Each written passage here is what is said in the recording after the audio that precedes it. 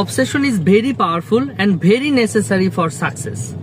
মনে করেন একটা মা, সে দেখলো যে তার ছেলেটা একটু রোগা সোগা এবং ক্লাসে ভালো করতেছে না, এবং এটা নিয়ে একটু উনি সাই ফিল করলো, বা উনি ফিল করলো বিষয়টা যে যেটা তার ছেলেটা আসলে এই হেলথ এবং পড়াশোনাতে পিছায় আছে, এবং উনি একটা সিদ্ধান্ত নিল যে আগামী 6 মাস থেকে 1 বছরের মধ্যে সে তার ছেলের হেলথ এবং যেটা যে এডুকেশন স্ট্যাটাসকে সে ইমপ্রুভ করবে।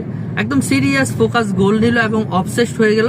এটা নিয়ে উনি পড়াশোনা করলো, আদার গার্ডিয়ানদের সাথে কথা বললো, গুগল ইউটিউব করে সে স্বাস্থ্যকর খাবারের তালিকা তৈরি করলো, রুটিন বানাইলো, এবং সে পড়াশোনার সিলেবাস করে সে লাগলো তার ছেলের পিছনে। এখন তার হাজবেন্ড এসে বলতেছে চলো মার্কেটে যাই। তার সবচেয়ে প্রিয় কাজ মার্কেটে গিয়ে শপিং করা। সে বলবে না আমি যাব না। তারপরে তাকে যদি বলা হয় সিনেমা দেখতে যাবে, সে যাবে না। তাকে যদি বলা হয় যে না এরকম আত্মীয় স্বজন আসবে 2 দিন একটু ভ্যাকেশন কাটাই, সে সেটা রিফিউজ করবে।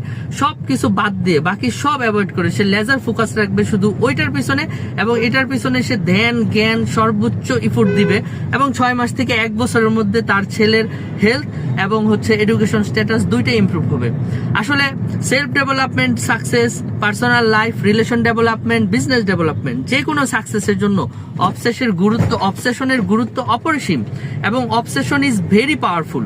মানে স্টাববর্ন এবং সিরিয়াসলি অবসেস না হলে কোনো ব্যাপারে ক্রেজি সাকসেস আসে না।